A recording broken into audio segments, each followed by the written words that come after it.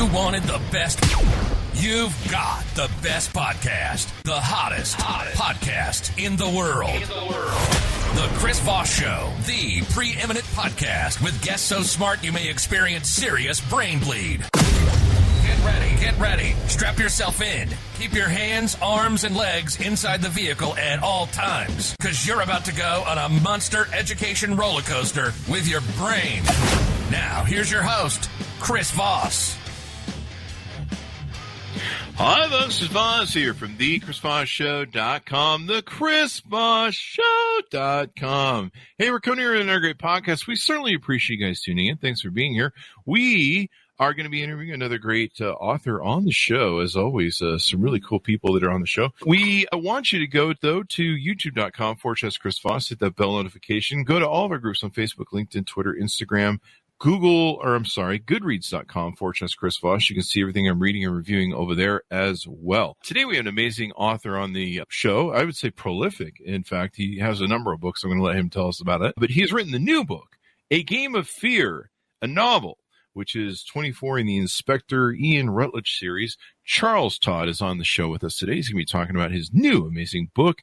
And this book just barely came out February 1st, 2022. He is part of the mother and son writing team who live on the East Coast of the United States. They are the New York bestselling Times authors of the Inspector Ian Rutledge series and Bess Crawford series, A Game of Fear, and An Iris Hostage. They have published 39 titles, including 2 standalone novels, an anthology of short stories, and over 20 short stories appearing in mystery magazines and anthologies worldwide. Their works have received the Mary Higgins Clark, Agatha, and Barry Awards, along with nominations from the Anthony, Edgar, and Dagger Awards. Welcome to the show, Charles. How are you? I'm doing well. Thanks for having me. It's great to have you as well. Congratulations on the new book. We've got a copy of it right here. And give us your plug so people can find you on the interwebs. This is hard to remember. It's charlestodd.com. There you go. charlestodd.com. That makes it really easy, actually. Absolutely. And actually, we're on Twitter, Instagram, and Facebook. So a lot of great reviews in the book. In fact, Stephen King's on here. That's always a good one to take and have. Tell us what motivated you want to write this version. Well, we got started writing murder mysteries 25 years ago. Frankly, we did it as a lark. My mother and I both enjoyed Great Britain and murder mysteries in particular. And we decided to see if we could put our money where our mouth was and actually write one ourselves. And we sent off a test of wills back in the mid-90s. It actually was released in 96. And we didn't have an agent, just sent it to an editor that we knew that took unagented manuscripts. And we didn't hear anything for 3 months. We were about to give up and go back to whatever it was we were doing. And all of a sudden, out of the blue, she called up and asked if it was still for sale. And at that point in time, we'd have sold it for a penny. But we said absolutely. And Test Wills came out and did extremely well and garnered a lot of reviews. At that time, nobody was writing about World War I and World War I, which is the time period that we deal with. And nobody was dealing with what we now call PTSD. It wasn't until after 9/11 and everything that it really came to the fore as a topic for conversation that it is now. Mm-hmm. And so Ian Rutledge is a Scotland Yard inspector who started out with a young, promising career, and then in 1914 went off and served in the trenches of World War I as an officer in the Army.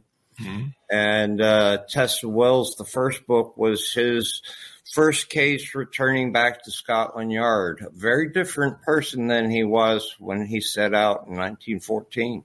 Mm-hmm. And we followed his adventures all over England, which gives us a really good excuse to travel to England on research and write it off on our taxes. I love the thinking there. Now, there's 24 in the series. Does that count correct? That's correct. Okay. And so in your books, are they something where somebody who isn't familiar with the series can jump right in at series 24 and be able to understand what's going on? Absolutely. We write each book as a complete standalone work. You will pick up on some of the nuances of character development with certain core characters that remain throughout the series. Mm-hmm. But we felt that the London Scotland Yard inspector had been done so well by so many people. We wanted to delve into a Scotland Yard inspector who was sent out all over the country. Mm-hmm. When a case comes up in a certain area and the chief constable calls in the yard, someone like Ian Rutledge would be sent out to deal with the investigation, because in a lot of these, especially rural areas, murder wasn't a commonplace event like it was in London or various large cities of the time. So in each book, we go to a different part of England, and A Game of Fear is a perfect example. It's set in Essex on the coast of England, northeast of London. And so what sort of person is he? What type of personality and what's his character like? Ian Rutledge is a very private man for two very basic reasons. First of all, it's his natural British instinct, but it's also because Rutledge is suffering from what was then called shell shock. Mm-hmm. And in that time period, shell shock was considered something to be ashamed of. If you mm-hmm. were coming back from the trenches and had any kind of mental breakdown, it was considered a failing, a weakness, not being able to exemplify the British fighting spirit. And not only did it become something that would ruin his career, but also would ruin his name in society and that of his family as well. So wow. Rutledge has to internalize the terrible experiences he'd been through during World War I. And so by being able to go out of London on his various assignments, he has the opportunity to deal with his shell shock issues in his own private way. Mm-hmm. He's also the kind of person who is very dogged, very persistent. Rutledge is not one of these people that suddenly has some mystic quality or supernatural genius or anything. Rutledge is college educated, mm-hmm. and that was a problem for him in the yard because the yard was going more towards college-educated professionals, and naturally the hierarchy at Scotland Yard had come up by their bootstraps from the streets, so to speak, and he was resented by people who were looking for any excuse to get rid of Rutledge. Mm. But because of his dogged determination and persistence, he's able to delve deep into the understanding not only of the place, the topography, the culture of the place, but also his unique understanding of people and how they interact that enables him to have a skill set that works well for solving mysteries. Oh, wow. So what sort of trouble or things is he investigating in this book? You titled it A Game of Fear. Was there a reason you chose that title?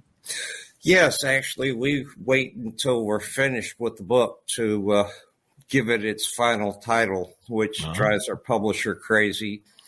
But we try to pick titles that uniquely represent the story that we're telling. And in A Game of Fear, Rutledge is sent out by Scotland Yard to meet with a woman by the name of Lady Benton, who is the owner of a country estate called Benton Abbey.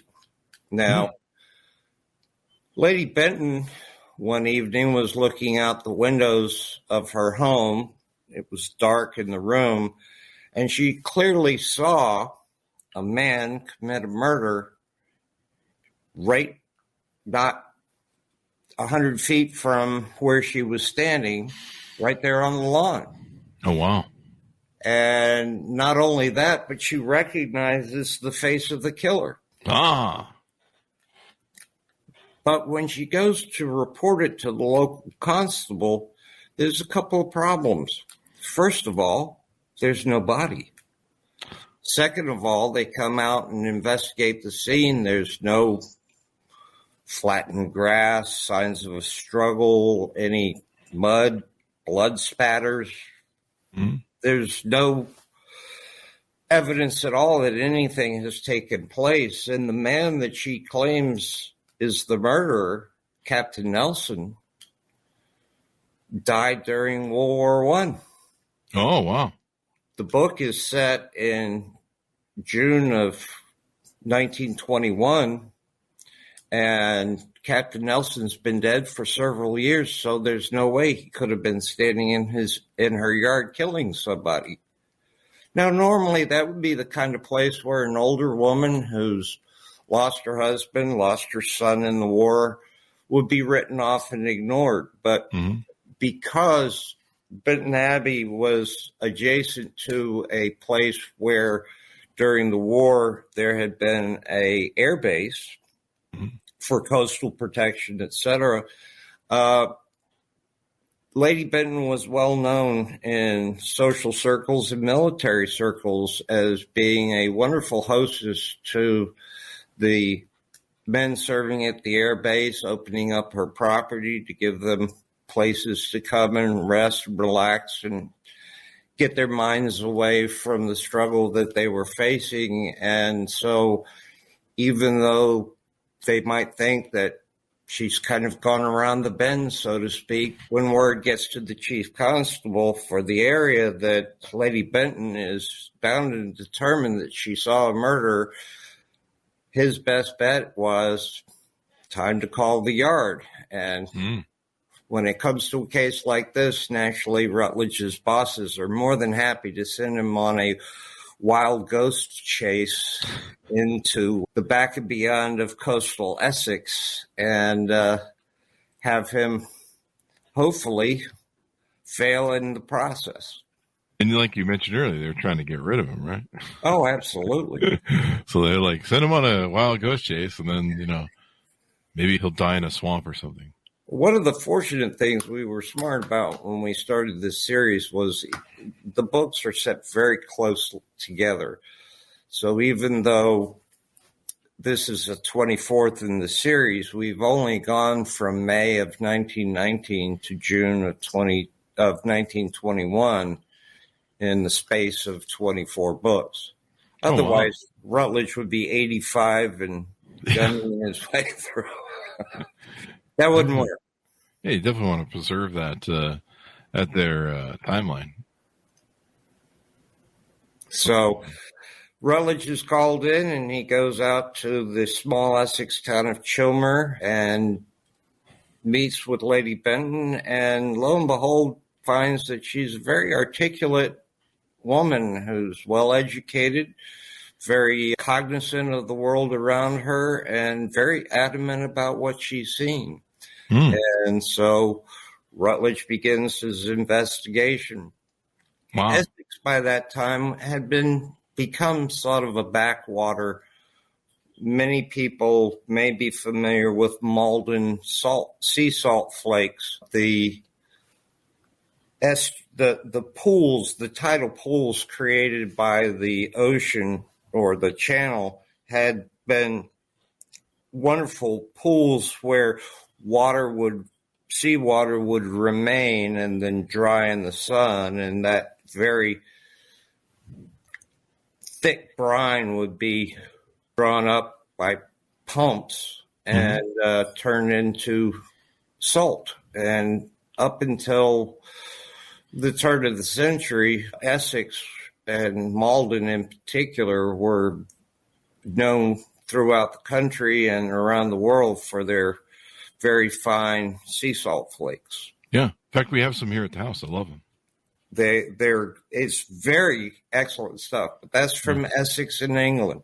That's awesome, man. That connects it. I have the smoked and I have the normal. Great on steaks. Oh my God. It is. Steaks. Oh, she's like heaven. And they're famous. I mean, I think chefs use Maldon salts everywhere. Oh, they do. So it goes on quite the adventure, I guess, and goes to things. Sadly, you can't tell us what happens at the end, so we'll have to tease that. Absolutely. What are some other aspects we can tease out to readers on the book? Well, like everything else, one murder leads to another, and things get very difficult very quickly. And they call that Fridays around my house. Yeah, absolutely. But ultimately, the investigation continues, and Rutledge begins to learn more about not only Lady Benton and Benton Abbey, but the town of Walmer and the history of the air base and the men that served there and what became of them. Leads him down a variety of different paths on his way to ultimately, we hope, solve the crime. We hope. That's always good. Solve the crime. Pretty cool. Anything else you want to tease about the book before we go? There's a couple of, for long-term fans and for new fans, there's some good things that take place in this book that will definitely reward long-time Rutledge fans as well as new fans.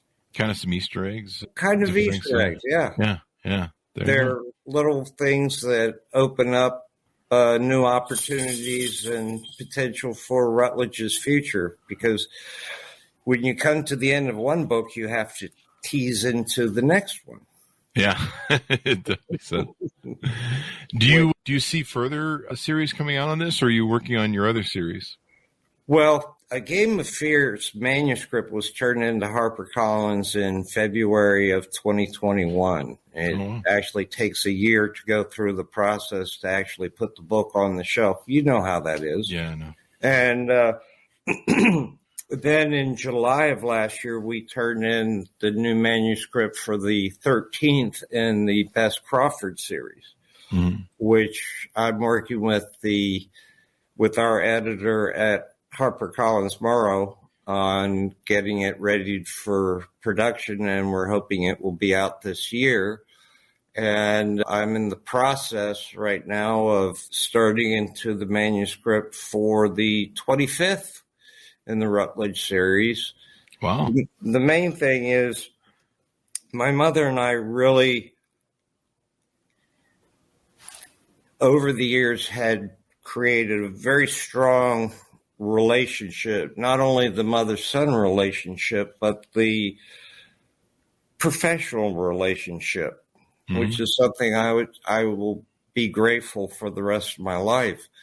And so it's rather unique here 6 months later to be starting a new manuscript when I don't have that feedback and symbiosis of working with a co-author. The most important thing to me right now is to make sure that I maintain the standards that I think we've set over these past 25 years. Anytime you try to do something like this, you know you're going to hear from critics, well, it's not as good as. Yeah. But it's very important to me that I know that the quality's there and that the standards have been maintained. Otherwise, if it doesn't meet that level, then I don't want it published. Yeah. And I noticed you had a beautiful dedication in the front of a Game of Fear to your mom, which is really nice. So my condolences on that.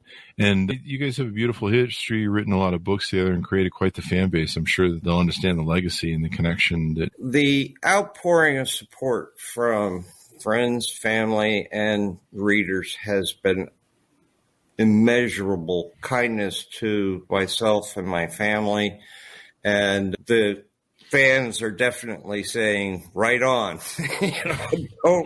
Don't stop now, for goodness sakes. So I'm putting everything I can into the next in the Rutledge series so that Rutledge goes on and has more adventures to look forward to.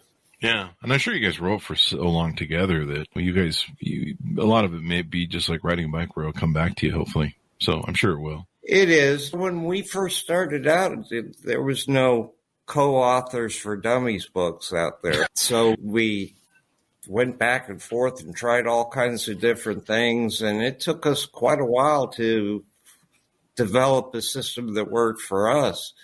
The most important thing for us was everybody will say to us, well, does Caroline write chapter 1 and Charles writes chapter 2, or does Charles write these parts and Caroline write? We found out that doesn't work. How can I write chapter 2 if I don't know what you're writing in chapter 1? That's very true, yeah. How can I fill in the dialogue for this person if I don't understand what's going on with the dialogue with that person? So ultimately, we realized we had to work it, and as movie buffs going way back, we work it scene by scene. Mm-hmm. I'll write the scene, she would write the scene, we email it back and forth. We never wrote in the same room together because we always wound up going off on tangents and not getting any work. But we would send them back and forth until we finally felt, okay, we'll put this in the master manuscript. Now, what's next?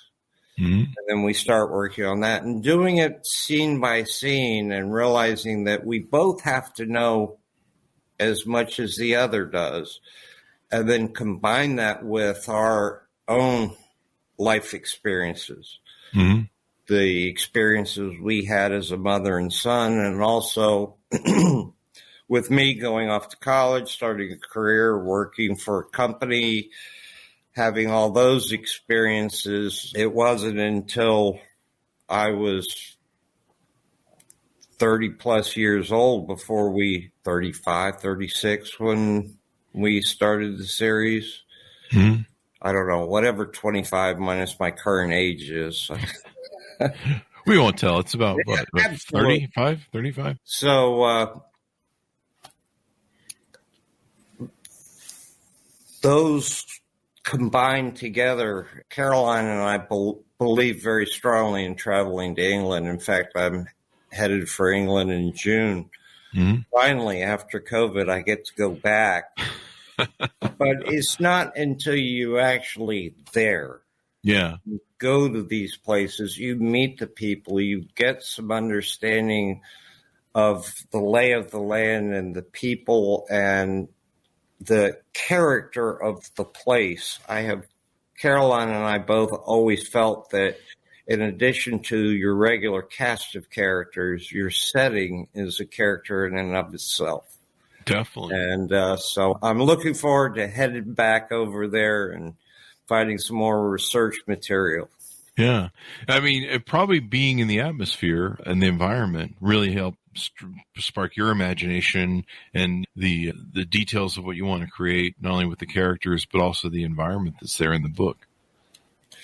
That's what we try to put into the book. Is one of our favorite fan letters is, I felt like I was there. Mm.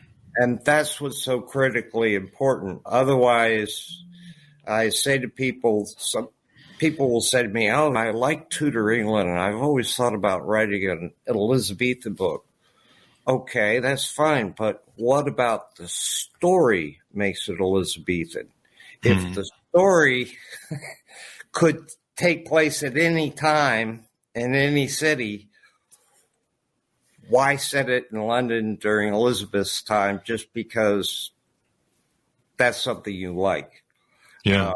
It has to come together in order to gel. And we did a tremendous, I'm not going to tell you how many books I own, and I'm not going to tell you how many books Caroline owned, but we always, every time we'd come across a new resource, we'd get 2 copies. Oh, really? Absolutely. That way she had a copy and I had a copy, and we read everything together. There you go. That is awesome, man.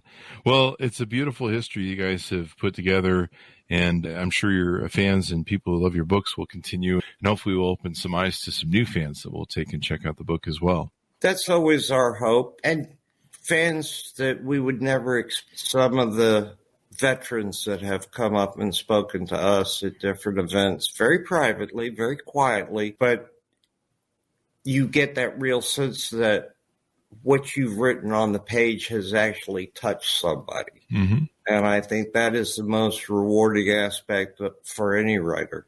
There you go. Well, Charles, it's been wonderful to have you on the show. Give us your plug so people can find you on the interwebs and get to know you better and order up your book. CharlesTodd.com. There you go. There you go. Very simple and easy. I love it. Absolutely. There you go. I used to work in branding. Can you tell? Yeah. Just keep it simple. Was it KISS technique? Keep it simple. Absolutely. Yeah. So thank you very much for being on the show. We're certainly honored to have you. Thank you for having me. Great discussion. Guys, go pick up the book, Charles Todd, A Game of Fear. You can find it wherever fine books are sold. That's an important place to be. Don't go in those alleyways. Just came out February 1st, 2022. So there's times that you should be able to read it before the rest of your book club gets it. You can say you read it first. Thanks for tuning in. Go to goodreads.com/Chris Voss. See everything we're reading and reviewing over there. Go to all of our groups on Facebook, LinkedIn, Twitter, Instagram, TikTok, all those crazy places, and youtube.com/Chris Voss. And our big group, the newsletter on LinkedIn and the 132,000 group on LinkedIn. Check that out as well. It's just killing it over there. LinkedIn is really becoming something. It's kind of funny. Anyway, guys, thanks for tuning in. Be good to each other. Stay safe, and we'll see you guys next time. And one last. So we're excited to announce my new book is coming out. It's called Beacons of Leadership, Inspiring Lessons of Success in Business and Innovation. It's going to be coming out on October 5th, 2021. And I'm really excited for you to get a chance to read this book. It's filled with a multitude of my insightful stories, lessons, my life, and experiences in leadership and character. I give you some of the secrets from my CEO entrepreneur toolbox that I use to scale my business success, innovate, and build a multitude of companies. I've been a CEO for, 33, 35 years now. We talk about leadership, the importance of leadership, how to become a great leader, and how anyone can become a great leader as well. Or order the book wherever fine books are sold.